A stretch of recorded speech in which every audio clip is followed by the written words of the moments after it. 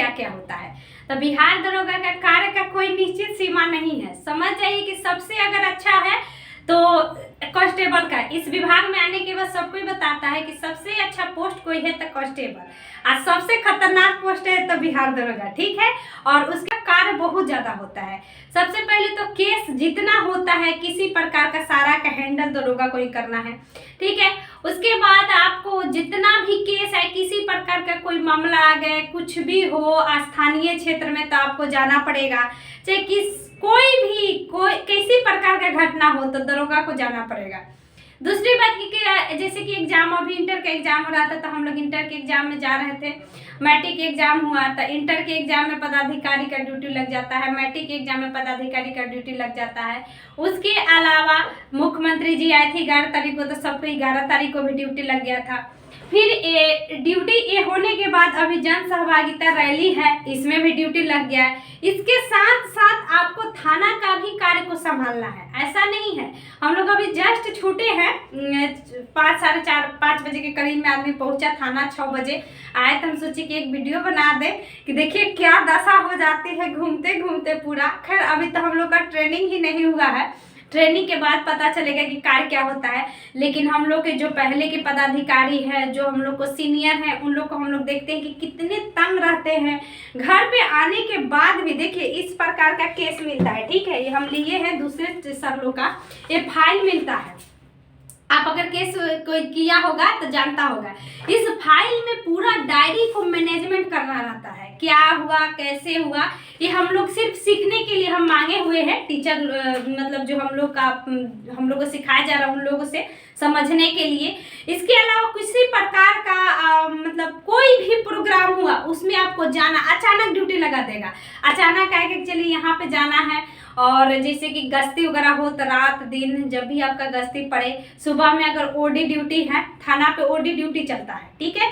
तो थाना पे अगर ओडी ड्यूटी पर तैनात है आप, तो ओडी ड्यूटी करने के अलावा आपको गश्ती में भी जाना है। तो गश्ती में सुबह में होता है सुबह 10 बजे से निकलेगा तो 4 बजे तक, फिर उसके बाद 4 बजे से जो गश्ती चलता है फिर वो चलता है रात के 10 बजे तक, फिर 10 से गश्ती चलता है सुबह 6 बजे तक। तो ये सब चलते रहता है, ठीक है। तो ये सारे कार्य, अब देखिए किसी भी सेक्टर में है तो कार्य तो बहुत होगा। मेनली इसमें यही एक प्रॉब्लम है दरोगा में, चाहे फोर्स लेवल में, कि आपका समय का निश्चितता नहीं है। यानी सरकार पैसा देगी लेकिन आप सही तरीके से घर पे नहीं रह सकते हैं। एक होता है ना ऑफिशियल ड्यूटी का कि 10 बजे गए 5 बजे चले आए, ठीक है। होमवर्क जो भी हमारा कार्य होगा तो घर पे कर लिए, लेकिन इसमें नहीं है। इसमें है कि आप घर पे कब आइएगा कब जाइएगा ये निश्चित नहीं है, ठीक है। और फील्ड वर्क में आपको पता है कि फील्ड वर्क में पैसा बहुत ज़्यादा होता है, कमाने के लिए लोग बहुत कमाते हैं, तो इसके लिए बहुत अच्छा है। इसका एक रुतबा नहीं होता है कि रुतबा है दरोगा का, ये जो स्टार देख रहे हैं ना, इसका बहुत मतलब होता है।